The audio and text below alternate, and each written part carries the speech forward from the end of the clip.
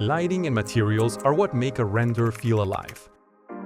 In this tutorial, I'll show you how I approached both to build the atmosphere of this interior.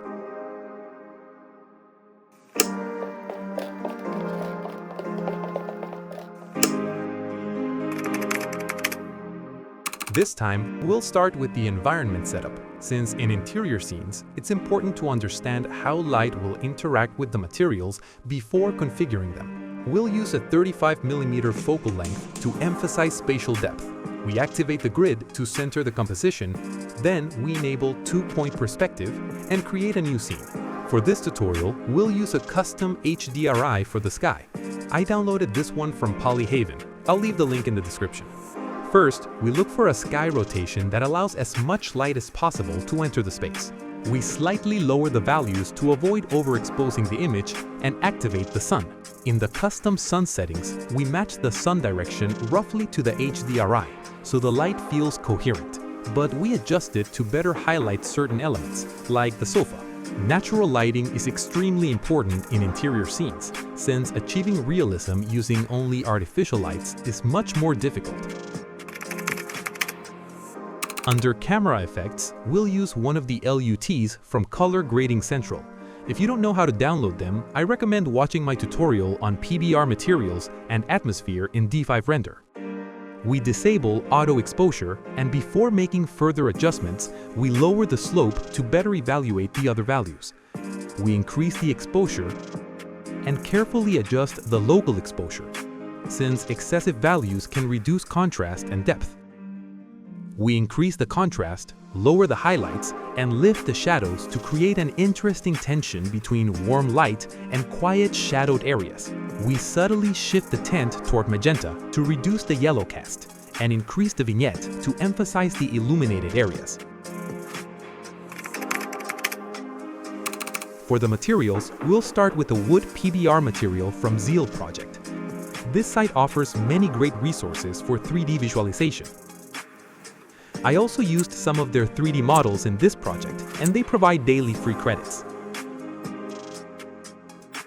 We import all the maps and begin by adjusting the tone to achieve a darker wood that contrasts with the walls. We lower the saturation of the base color map, increase the normal map intensity to the maximum, and reduce the specular so it isn't too reflective. We activate round corner to soften the edges and enhance realism. Then we duplicate the material across all wooden elements to unify the space.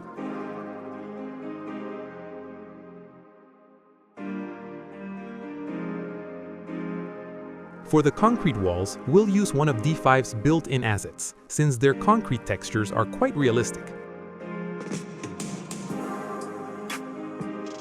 In the base color map, we increase the brightness of the albedo to enhance contrast.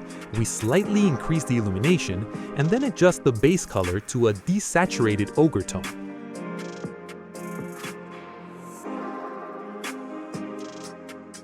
We reduce the normal intensity. Even if it's subtle in preview, it can appear overly rough in the final render. The goal is to express material character, not exaggerate texture. We fine-tune the roughness and specular to introduce a subtle reflection, suggesting polished concrete. We increase the texture scale to reduce repetition and enable round corner again.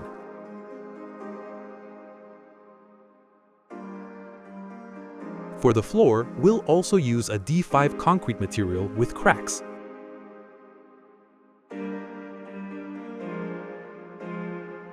We shift the tone to match the walls and reduce the normal intensity so the cracks feel integrated into a polished surface rather than appearing as deep fractures. We increase the scale and activate round corner.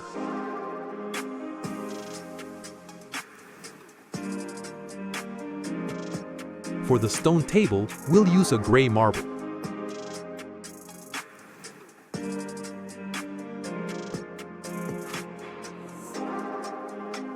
In the base color map, we reduce the saturation and darken the tone to create contrast with the walls and establish a focal point. We enable round corner with a very low value, since marble typically has sharp edges. For the sofa, we use a light linen material. We lower the saturation of the base color map and shift the tone toward a dark brown similar to the wood. The armchairs will use a boucle-style fabric. We start from D5's wool material, reduce saturation in the base color map, adjust the base color to a cream tone, and increase brightness so it connects visually with the walls and floor. The throw blanket uses a cashmere material with default values. Although D5 has animated curtain assets, their material cannot be edited, so I prefer to import my own curtain model. Instead of D5's default curtain material, which feels too perfect,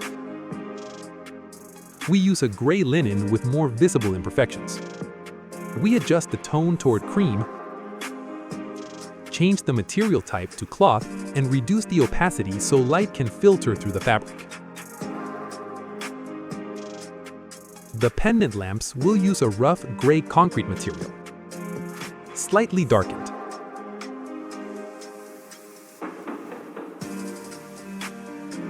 We add a vase in the kitchen as a contemplative object. We adjust rotation and scale, copy the lamp concrete material, and darken it further. The orange leaves feel distracting, so we switch them to a dark green. Since it's a foliage material, some leaves retain variation, so we change it to Custom Alpha to achieve a uniform dark green and allow it to recede into shadow. The dining chairs will use a leather material.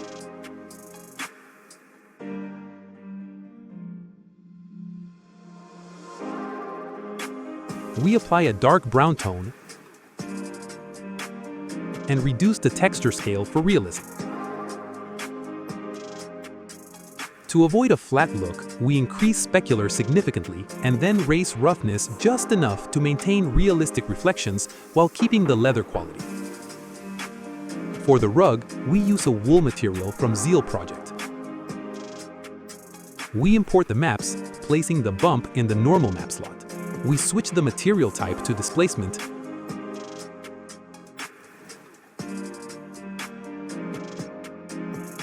and increase roughness. Since it's a small area, we enable true displacement. Notice how much realism this adds. We slightly lower the height and increase subdivisions to 4. We enable maintain continuity and adjust the tone to match the floor so it reads as a texture variation rather than a hard material change.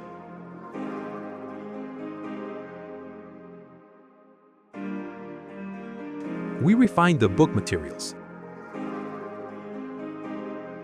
The first book receives a beige linen texture, slightly darker and more saturated, with increased scale to emphasize the binding detail. The lettering is adjusted to a lighter tone for subtle contrast. The second book uses a flannel material, reduced in scale and darkened. For the pages, we darken the tone and increase the brightness of the albedo to enhance contrast and give an aged appearance.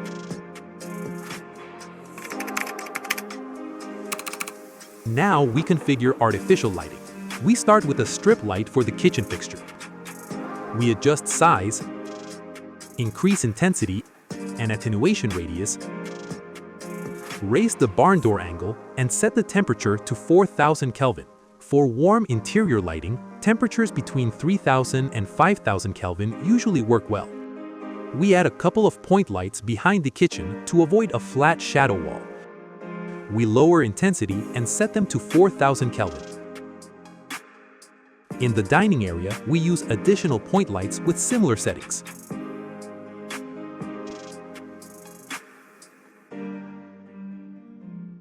If unwanted shadows appear, we reduce the attenuation radius to confine illumination. We duplicate and align them with the pendant lamps. If we return to the main view, we notice strong shadowing on the sofa. We add a point light inside the living room lamp, adjust position,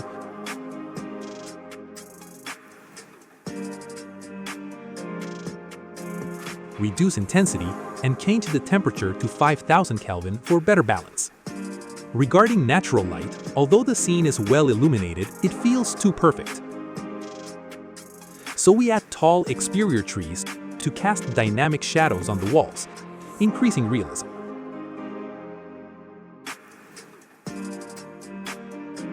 To introduce drama, we enable fog and slightly increase density. Based on the sun position, we warm the tone as if it were a sunset. We disable intensity follow skylight, set the start distance to 10 meters to affect only the background, and enhance depth. We enable volumetric light, lower scattering and density until the effect becomes subtle and natural. And finally, we are ready to render.